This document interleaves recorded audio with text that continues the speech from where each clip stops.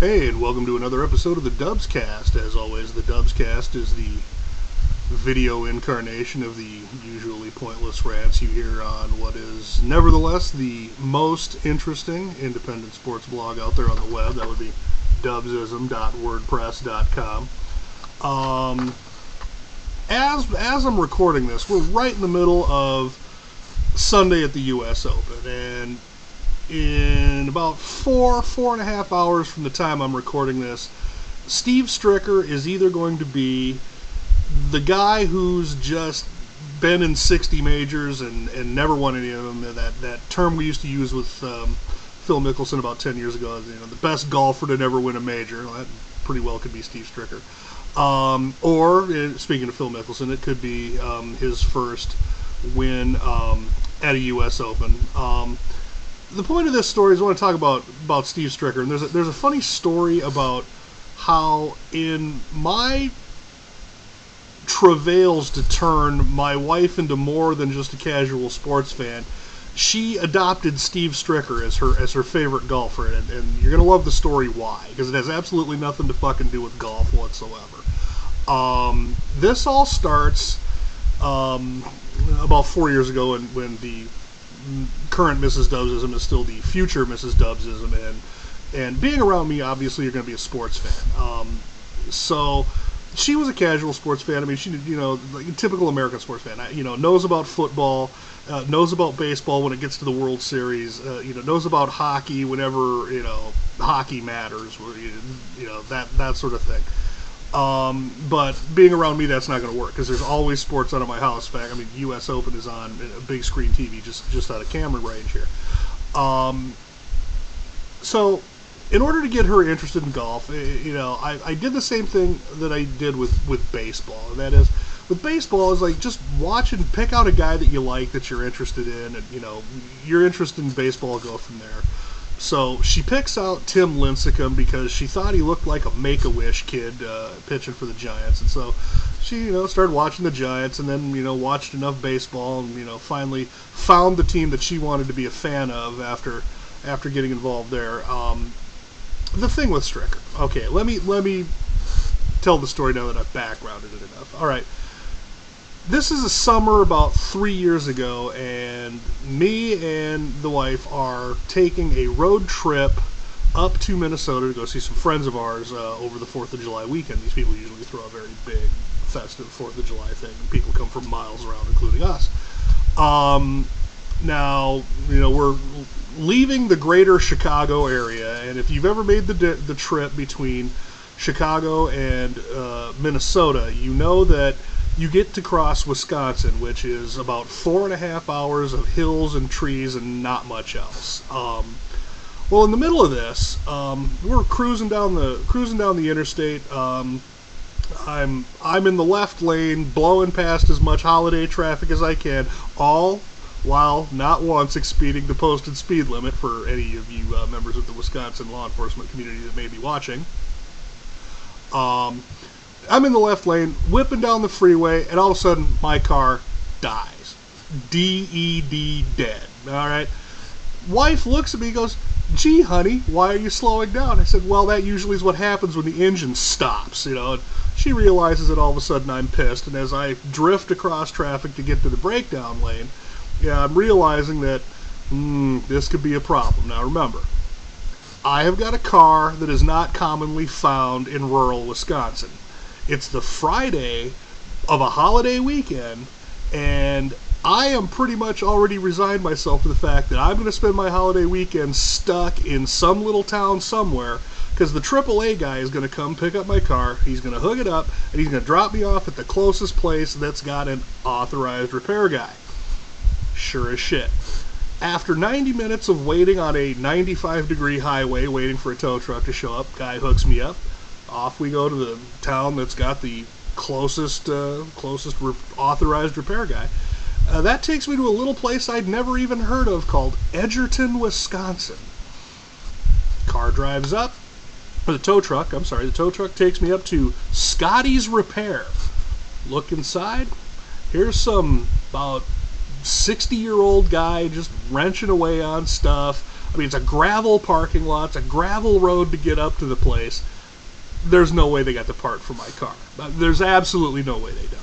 And I'm just sitting there and I'm watching my vacation slip down the drain. I'm also knowing that it's gonna cost me about $1,000 no matter what happens to get back on the road. Well, out comes Scotty, and Scotty takes one look at my car. He says, "I'll be right back." And he comes out with a pressure gauge, and he, right away I know he's thinking fuel pump, but I don't want to get into the gearhead angle of this. He comes out with a pressure gauge. He does what he does. He's like, "Yeah, you need a fuel pump." And I said, "You don't have a fuel pump for this kind of car just sitting around, do you?"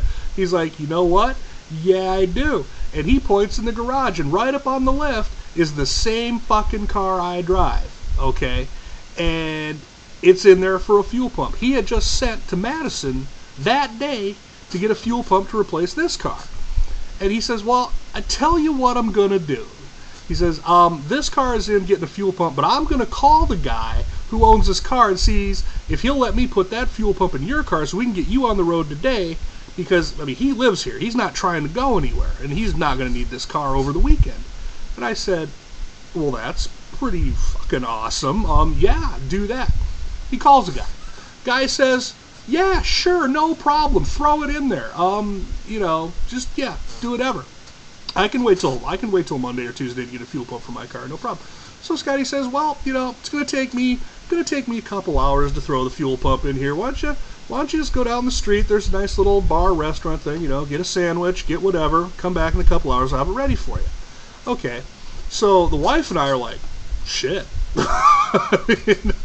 We just scored. We're going to be back on the road, and we're going to make it to Minnesota. We're only going to be a couple, 2-3 hours late, depending on how long this takes. But okay, fine. So we go down the street, and we go into this little hole-in-the-wall bar, and it's the typical crowd you see in the daytime in a bar. It's a bunch of old guys, and this is still rural Wisconsin, so you can still smoke. These guys are smoking up a storm. They're drinking beer. They're just kind of doing their thing, and they're leaving us alone. We come in, we get a table over in the corner. The surprising thing on this is in the middle of the World Cup, and in this little town in rural Wisconsin, we actually get to watch World Cup soccer, and these guys are watching it, and they're commenting on it, and we start talking, blah, blah, blah, blah, blah.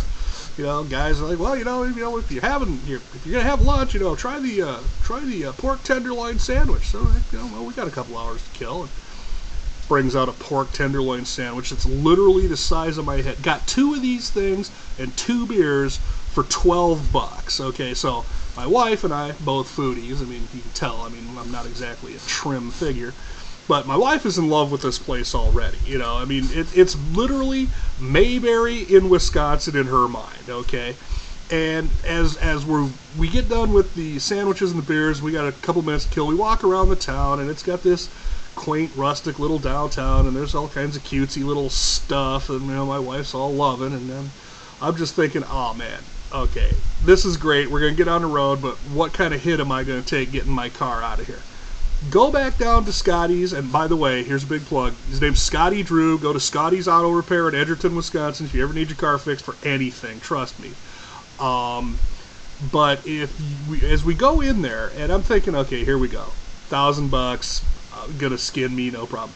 Parts, labor, everything this guy did for me, $400, and I'm just whatever. Now I'm thrilled. I'm in love with the place too, And ever since then, the name Edgerton, Wisconsin, stuck in my wife's head. Whenever you heard Wisconsin, Edgerton is what came to mind. Now, flash the clock ahead about a year or so.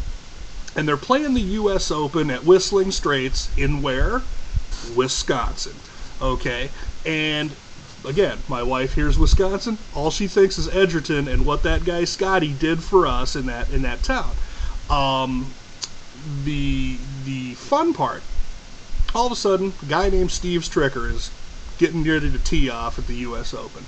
And the announcer says, "Oh yeah, a lot of hometown fans for Steve Stricker here, because he just happens to be from just down the road, a little town you probably never heard of called Edgerton." And room stops in my living room, and my wife's all saying, Edgerton, that's where we broke down." I'm like, that's right, that's exactly where.